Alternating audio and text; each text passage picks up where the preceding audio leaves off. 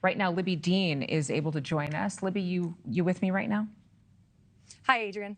Libbey, I've had so many conversations now over this past hour, and I'm thinking about the fact that we have President Trump, President-elect Trump, who has posted a message about the life of Jimmy Carter, and it seems as though we have not yet heard from President Biden. We actually now just got in this statement, so it's likely just coming into the newsroom here from President Biden. So perfect timing here. Now we've heard from, of course, the sitting president and the incoming president reacting to Jimmy Carter's death here. This all, of course, breaking as you were just talking about. And in Biden's statement, you know, it's a lengthy statement, but very similar to Trump's, both echoing their condolences to the Carter family, but remembering Carter. And, you know, one thing that Trump actually pointed out in his statement is this is an exclusive group of people who get to be presidents of the United States. And Jimmy Carter was one of those people, of course, who only served one term, but something that is something that Trump highlighted. Now, in this statement from Biden that you're seeing on your screen right now, he says that Carter was a man of great character and courage, hope, and optimism. We will always cherish seeing him and Rosalind together. The love shared between Jimmy and Rosalind Carter is the definition of partnership, and their humble leadership is the definition of patriotism. So you see a lot of Biden reflecting on the two's relationship, Jimmy and Rosalind, of course, who passed earlier this year. One other thing I wanted to highlight, because it was a lengthy statement from Biden, later on in the statement, he actually said that to all of the young people in this nation and for anyone in search of what it means to live a life of purpose and meaning the good life, study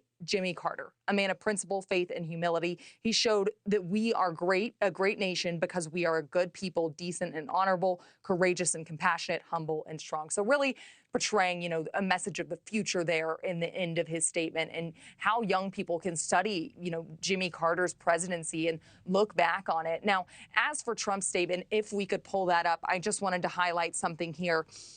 What I mentioned, Trump saying that, of course, this is an exclusive group of people. He says, as president, he understood that this is a very exclusive club and only we can relate to the enormous responsibility of leading the greatest nation in history. The challenges Jimmy faced as president came at a pivotal time for our country, and he did everything in his power to improve the lives of all Americans. For that, we all owe him a debt of great gratitude. So these are some lengthy statements that we've got now from the sitting president and then, of course, the incoming and former president who have held these positions, held the weight of being president of this country and the pressures and the challenges that it faced, both of them highlighting it. But one thing I did want to mention, Adrienne, that after covering Trump on the campaign trail for the last, year and a half here at NewsNation, Jimmy Carter was actually someone that Trump frequently brought up on the campaign trail and used when he criticized President Biden's presidency, saying Trump would frequently claim that Biden was the worst president in American history and say that basically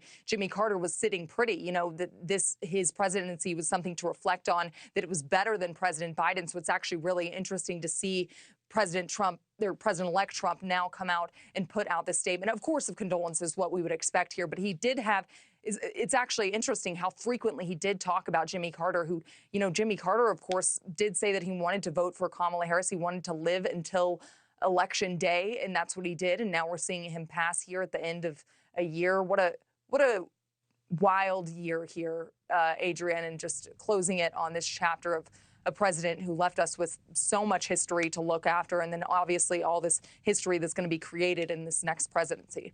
Thanks so much for watching. Go to joinnn.com to find NewsNation on your television provider. And don't forget to click the red subscribe button below to get more of NewsNation's fact-driven, unbiased coverage.